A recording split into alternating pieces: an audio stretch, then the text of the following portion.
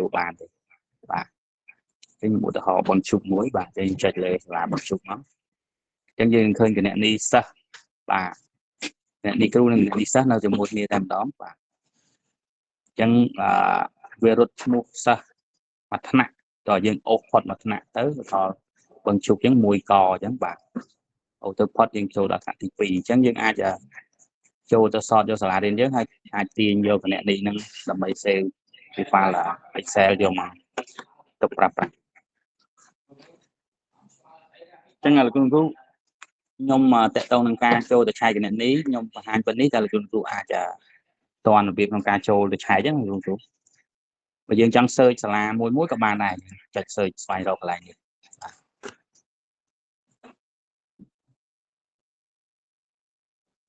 អញ្ចឹងបើអត់មានចម្ងល់តកតងកន្លែងនេះទេខ្ញុំនឹងបន្តទៅទៀតបាទ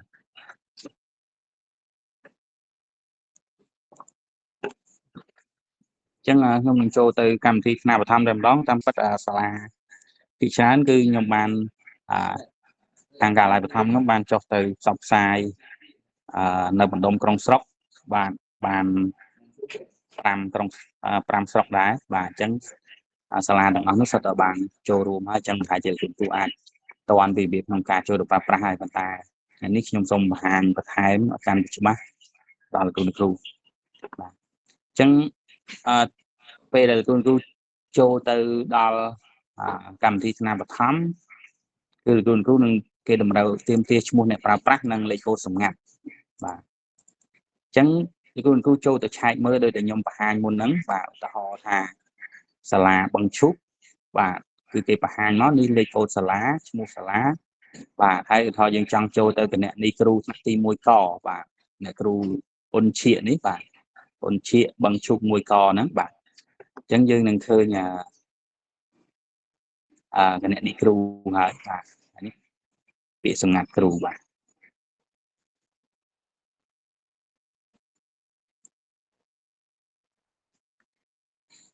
អញ្ចឹងយើងកន្លែងនេះដោយសារតែខាងថ្នាក់ក្រសួងគាត់អត់ទាន់បានកែតម្រូវតាមពិតកន្លែងគណនីគ្រូនេះហើយនឹងយើងអាចប្រើឈ្មោះវាថាគណនីថ្នាក់រៀនតែម្ដងបាទអញ្ចឹងថាខ្ញុំ copy យកគណនីអ្នកគ្រូអ៊ុនឈៀកហ្នឹងទៅដាក់ចូលប្រើប្រាស់សាឡបងបាទអញ្ចឹងអាមកបាទអញ្ចឹងពេលខ្ញុំចុចចូលគណនីទៅគឺអ្នកគ្រូនឹងឃើញថ្នាក់រៀនគាត់ទាំងមូលហើយបាទអញ្ចឹងខ្ញុំសូមភាសាទៀតបាទគឺយើងទៅ copy យកគណនីគ្រូនឹងមកបាទយកមកផាសត្រង់កន្លែងឈ្មោះអ្នកប្រើប្រាស់ហើយសម្រាប់ពាក្យសម្ងាត់គឺដូចគ្នាបាទអញ្ចឹងគណនីគ្រូនឹងពាក្យសម្ងាត់ដូចគ្នាទេបាទអញ្ចឹងពេលដែលយើងចុចចូលទៅយើងនឹងចូលទៅដល់ថ្នាក់រៀនរបស់គាត់បាទអញ្ចឹងថ្នាក់រៀនយើងចូលដល់ត្រឹមនេះគឺយើងគ្រាន់តែចូលដល់ថ្នាក់រៀនទេយើងអត់ទាន់បានចូលទៅគណនីណាមួយទេអញ្ចឹងនៅក្នុងថ្នាក់រៀនហ្នឹងគឺមានគណនីគ្រូនៅលើគេតែម្ដងបាទហើយគណនីសិស្សគឺនៅបន្តអញ្ចឹងសិស្សដែលយើងបានបញ្ជូនបញ្ជីឈ្មោះទៅហ្នឹងគឺក្នុងថ្នាក់នីមួយៗគឺគេនឹងបង្កើតឲ្យគ្រប់សិស្សវិញទាំងអស់តែម្ដងបាទយើងបានដល់ទៅអញ្ចឹងមួយថ្នាក់គាត់នេះគឺមានសិស្សច្រើនដែរយើងសូមអុសមកលើវិញអញ្ចឹងគណនីសិស្សយើងអត់ត្រូវចូលទៅទេដោយសារតែយើង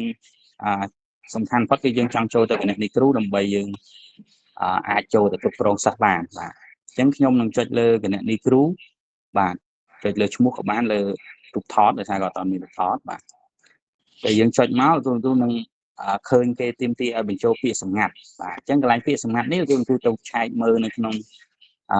link ដែលខ្ញុំបោះជូនហ្នឹងបាទឆែកមើលហ្នឹងអញ្ចឹងយើងនឹងឃើញគេដាក់សរសេរថាពាក្យសម្ងាត់គ្រូបាទអញ្ចឹងយើង select យកពាក្យសម្ងាត់គ្រូហ្នឹងមកបាទ copy មកបាទអញ្ចឹងយកមកបញ្ចូលមកហើយយើងចុចចូលទៅបាទ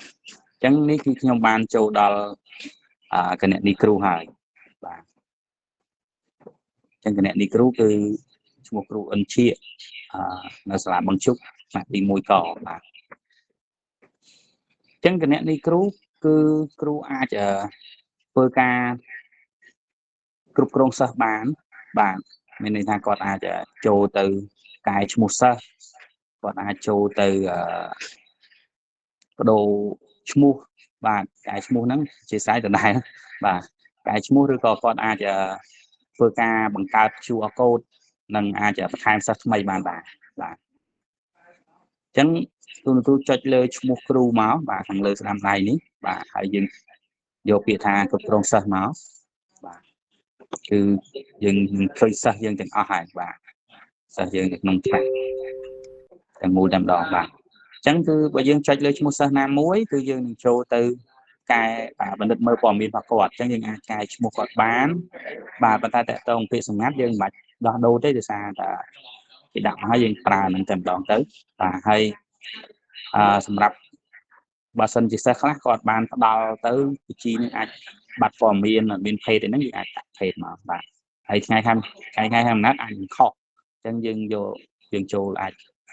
កែសម្រួលបានបាទដោយវាយឆ្នាំខែថ្ងៃបាទហើយយើងអាចដូររូបថតសិស្សបានដែរបាទអាចកែប្រែរូបថតសិស្ស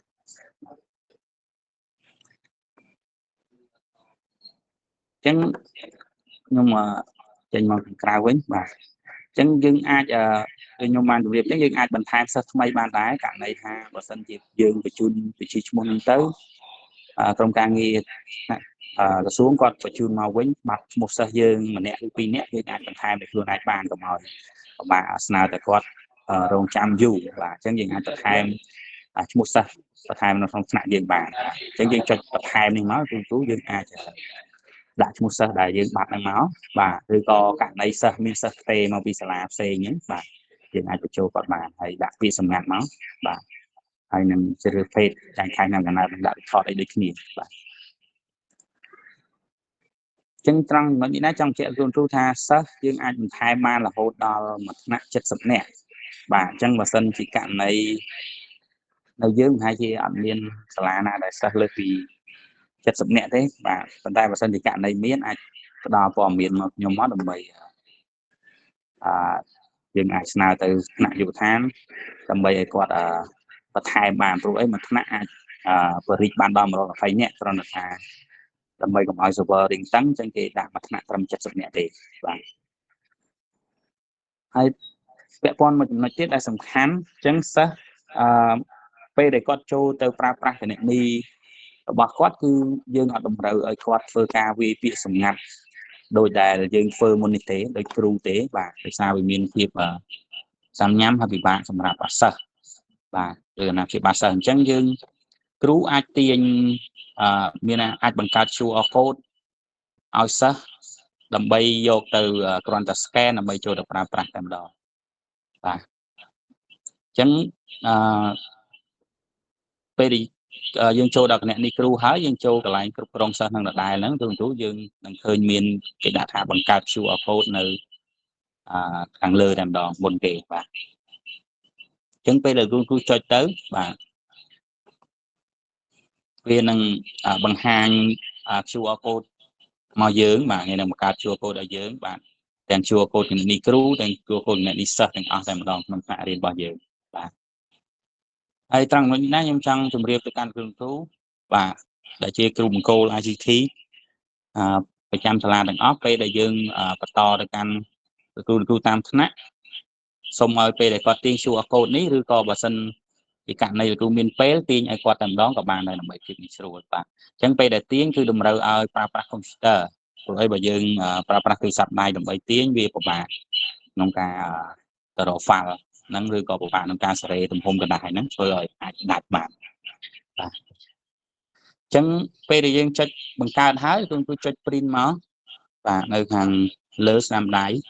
បាទចុច print មកហើយគ្រូអាចរើសម៉ាស៊ីនគឺយើងកន្លែងនេះយើងមិនទាន់ print ទៅតែម្ដងទេយើងអាច save ជា PDF ទុកសិនទៅបាទអញ្ចឹងយើងចុច save PDF មកហើយនេះខ្ញុំយក more setting នេះដើម្បីយើងសេរីទំហំกระดาษបាទអញ្ចឹងគឺទំហំกระดาษយើងតម្រូវឲ្យយក A4 បាទហើយសម្រាប់ត្រង់កន្លែង margin នេះគឺយើងអត់ដាក់វាទេគឺយើង select ហើយរើសយកពាក្យថា none បាទបើយើងយក default នេះនឹងធ្វើឲ្យដាច់ទៅគឺអញ្ចឹង ទំព័រដំបូងអត់ទាន់ដាច់ទេតែពេលយើងអូសដល់ទំព័រទី2យើងឃើញបាទឈ្មោះនៅលើ QR code ទៅនៅក្រោមអញ្ចឹងពេលដែល print ចេញមកពិបាកកាត់ចែកជូនសិស្សបាទអញ្ចឹងកន្លែងនេះពេលយើងរើ margin យក none មកបាទកុំឲ្យវាមាន margin គឺវាដាច់ទេបាទគឺឃើញមកទំព័រគឺមាន8សិស្ស8 QR code បាទអញ្ចឹងគ្រូអាចរើសទំហំกระดาษហើយគ្រូអាច save មកហើយរើសទីតាំងដែលយើងចង់បានមកបាទហើយដាក់ឈ្មោះទៅហើយហ្នឹងចាចុច save វាបាទអញ្ចឹងគ្រូអាចយើងអាចទៅឆែកមើលនៅទីតាំងដែលយើងបាន save ហ្នឹងទៅបាទខ្ញុំ save លើ desktop តែគ្រូឃើញជីវកូដដែលយើងបានបង្កើតមកហ្នឹងអញ្ចឹងគ្រូអាច print បើសិនជាអាចយើងមានពេលគួរតែ print ឲ្យគ្រូតាមថ្នាក់នីមួយៗតែម្ដងទៅដើម្បីភាពងាយស្រួលព្រោះអីពួកគាត់អាចពិបាកក្នុងការប្រើប្រាស់បើគាត់អត់មានកុំព្យូទ័រហ្នឹងគាត់ពិបាកក្នុងការបង្កើត QR code នេះបាទអញ្ចឹងពេលដែលយើងបាន QR code របៀបក្នុងការចូលទៅប្រើប្រាស់គឺខុសពីការចូលប្រើប្រាស់គណនីគ្រូដោយយើងធ្វើការ scan ហើយងាយស្រួលជាងការចូលដល់គណនីគ្រូនេះដោយសារតែយើងពិបាកវាយឈ្មោះអ្នកប្រើប្រាស់ឬក៏ពាក្យសម្ងាត់អីទេបាទប៉ុន្តែចង់ជម្រាបជូនគ្រូដែរថាគណនីគ្រូយើងអាច scan តាម QR code ចូលបានដែរប៉ុន្តែបើយើងចូលតាម QR code គឺយើងនឹងមិនអាចធ្វើការជ្រើសរើសឈ្មោះគ្រប់គ្រងគណនីសិស្សបាទឬក៏កែព័ត៌មានអីផ្សេងបានទេគឺយើងអាចបានត្រឹមមកចូលទៅហើយអាចចូលរៀនឬក៏តាមដានព័ត៌មានបាទឬក៏ចូលធ្វើតេស្តឲ្យនឹងបានហើយនឹងចាក់ចេញមកវិញបាទយើងអាចធ្វើការកែប្រែព័ត៌មានតទៅនឹងគណនីយើងឬក៏គណនីសិស្សបានទេបាទនឹងបន្តខ្ញុំនឹងបង្ហាញពីរបៀបក្នុងការ scan ជូនគ្រូអញ្ចឹងខ្ញុំនឹង share screen ពីទូរស័ព្ទដៃខ្ញុំវិញដើម្បីបង្ហាញជូនទៅកាន់គ្រូ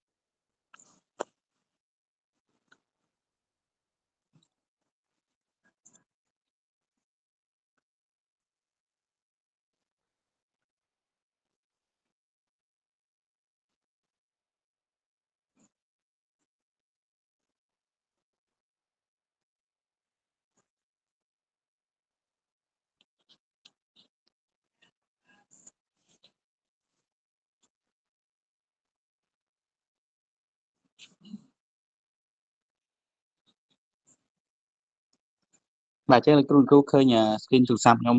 បានបង្ហាញបាទអញ្ចឹងខ្ញុំចុចចូលទៅកម្មវិធីថ្នាលបឋមអញ្ចឹងខ្ញុំចង់ជម្រាបគ្រូដែរថាខ្ញុំអត់បានបង្ហាញពីជំហានដំបូងរបៀបក្នុងការទាញកម្មវិធីយកមកដាក់លើអេក្រង់ទូរស័ព្ទឬក៏អេក្រង់កុំព្យូទ័រហ្នឹងប៉ុន្តែខ្ញុំនឹងមានវីដេអូចែកជូនលោកគ្រូហើយកាលពីខ្ញុំចុះទៅក្រុមការងារថ្នាក់កាល័យបឋមខ្ញុំចុះទៅតាមកាល័យក្នុងស្រុកប្រជុំលោកនាយកនិងគ្រូបកគោ ICT ហ្នឹងគឺខ្ញុំបានបង្ហាញមួយសារហើយអញ្ចឹងគិតថាដោយសារតែថ្ងៃនេះពេលវេលាយើងក៏អត់សូវមានច្រើនណាស់ចឹងខ្ញុំអត់បានបង្ហាញពីរបៀបក្នុងការទាញយកមកទៀតទេប៉ុន្តែគ្រូខ្លះគាត់អាចធ្វើបានដោយខ្លួនឯងដែរបាទអញ្ចឹងខ្ញុំនឹងចូលទៅកម្មវិធីថ្នាក់បឋមដើម្បីបង្ហាញលោកគ្រូតាក់ទងនឹងការចូលទៅគណនីដោយប្រើប្រាស់ QR code បាទអញ្ចឹងពេលដែលគណនីសិស្សគឺពេលដែលគាត់ចូលដល់កម្មវិធីថ្នាក់បឋមលោកគ្រូចុចចូលគណនីនៅខាងលើបាទខាងលើស្នាមដៃនេះបាទអញ្ចឹងគឺអត់តម្រូវឲ្យវាយឈ្មោះអ្នកប្រើប្រាស់ឬក៏លេខកូដសម្ងាត់ទេបាទអញ្ចឹងគ្រូឃើញនៅខាងក្រោមឆ្វេងដៃនេះគឺមាន QR code បាទសញ្ញា QR code ហ្នឹងបាទគ្រូចុចលើវាមកបាទ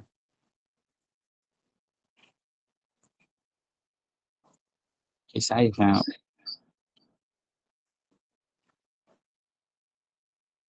បាទអញ្ចឹងចេញគ្រូអញ្ចឹង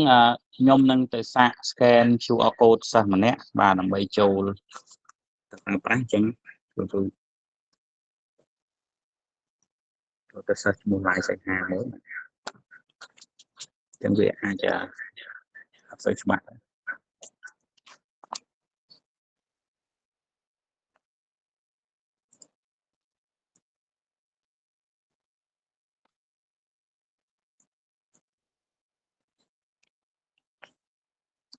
មកបញ្ហាអ៊ីនធឺណិតនឹងណាវាអត់ចាំ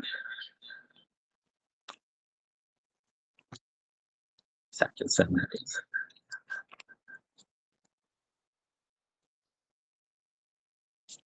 បានពេកអញ្ចឹងទូករណីបើសិនជាអូបានណាភាសាអ៊ីនធឺណិតខ្ញុំរៀង slow មិញបាទអញ្ចឹងពេលដែល scan ជោគជ័យគឺវានឹង load ចូលទៅ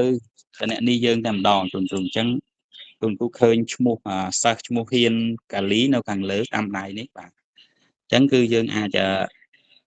ចុចលើឈ្មោះគាត់ទៅគឺអ្វីដែលសិស្សនេះធ្វើបានគឺបានត្រឹមតែចាក់ចេញពីគណនីទេគឺគាត់អត់អាចគ្រប់គ្រងគណនីគាត់កែព័ត៌មានដែលដាក់រូបភាពឲ្យបានទេដោយសារតែយើងចូលតាមរយៈ QR code អញ្ចឹងសិស្សយើងអត់ចាំបាច់ឲ្យគាត់ទៅកែព័ត៌មានទៅអីទេយើងគ្រាន់តែចង់ឲ្យគាត់ចូលរៀនឬក៏ធ្វើការធ្វើតេស្តបាទឬក៏ប្រឡងអីជាដើមអញ្ចឹងគឺពេលខ្ញុំសូមបញ្ជាក់មួយសារទៀតថាពេលដែលយើងចូលតាម QR code យើងអាចបានត្រឹមរៀនធ្វើតេស្តហើយនឹងអាចធ្វើការប្រឡងហើយនឹងអាចតាមដានការរៀនសូត្ររបស់យើងបានបាទអញ្ចឹងរបៀបក្នុងការចូលតាមរយៈ QR code ប្រហែលជាអត់បាក់ទេបងគ្រូខ្ញុំសូមចាប់ការបង្ហាញ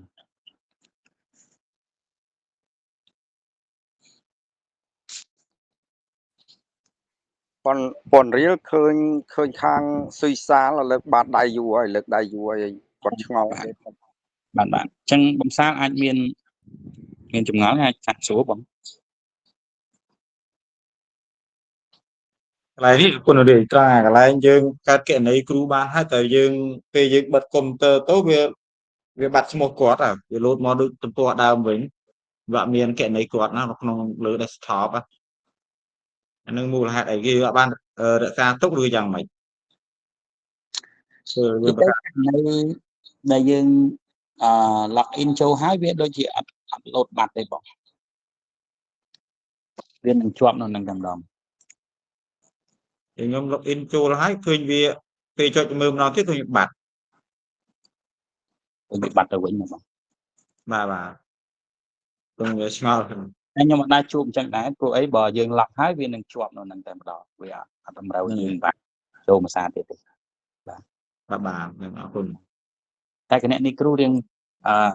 យើងចូលទៅវារៀងច្រើនពី3តង់បាទអញ្ចឹងតើយើងណែនាំគាត់ទៅគាត់យល់របៀបចូលក៏អាចចូលបានបាទអញ្ចឹងរបៀបក្នុងការចូលតាមរយៈ QR code ការបង្កើត QR code និងការណែនាំសិស្សដើម្បីឲ្យគាត់ចូលតាម QR code នេះតែប៉ុណ្្នេះទេខ្ញុំបញ្ចប់ហើយខ្ញុំនឹងបន្តបង្ហាញពាក់ព័ន្ធជាមួយនឹងចំណុចបន្ថែមទៀតផ្សេងទៀតខ្ញុំសូម share screen សិន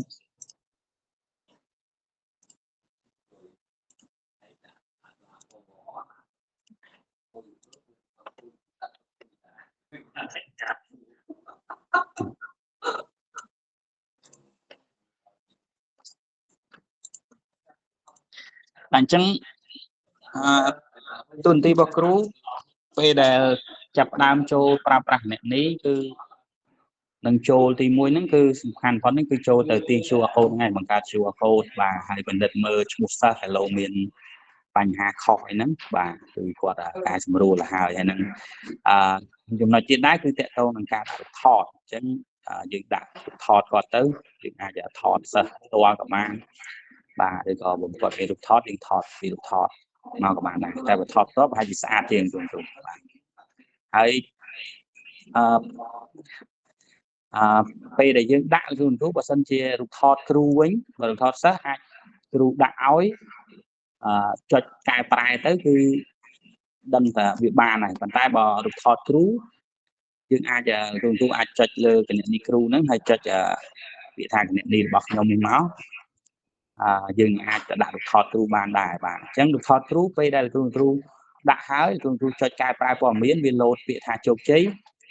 វានឹងអត់ទាន់ឃើញរូបថតនៅកន្លែងនេះទេបាទអញ្ចឹងឥឡូវខ្ញុំឧទាហរណ៍ជូនគ្រូបាទចូលទៅដាក់រូបថតចាំតិចសូមរករូបថតតិចសិន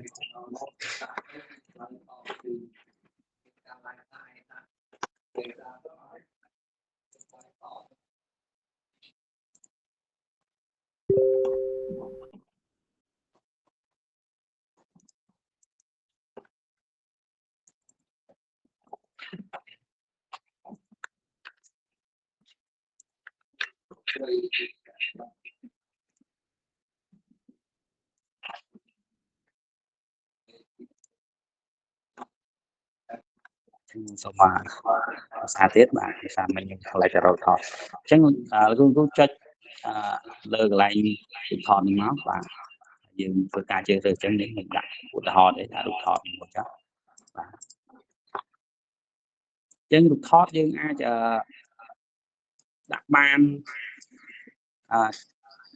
ទំហំធំបំផុតត្រឹម 5 មេអញ្ចឹងបើសិនជាថតគ្រូច្បាស់ខ្លាំង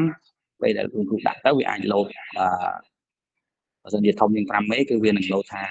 ទទួលយកអញ្ចឹងបើសិនយើងចង់ដាក់តើយើងអាចផ្ញើរូបទៅ Telegram ហើយយើងអាច download វាយកមកវិញទៅដើម្បីឲ្យវា file ហ្នឹងវារៀងតូចជាងមុនបាទអញ្ចឹងខ្ញុំករណីខ្ញុំឧទាហរណ៍ដាក់រូបថតអ្នកគ្រូមួយតែនេះដាក់រូបប្រុសទេសារខ្ញុំមានរូបអ្នកគ្រូអញ្ចឹងខ្ញុំចុចកែប្រែព័ត៌មានមកវានឹងយើងរងចាំសារនេះទាមទារអ៊ីនធឺណិតដែរអញ្ចឹងពេលដែលវាលោតថាជោគជ័យហើយគ្រូមើលមកស្ដាំដៃខាងលើគឺវានឹងអត់ទាន់ឃើញមានការផ្លាស់ប្ដូររូបទេបាទអញ្ចឹងយើងកុំឆ្ងល់ថាប្រហែលជាជោគជ័យទេតែដាក់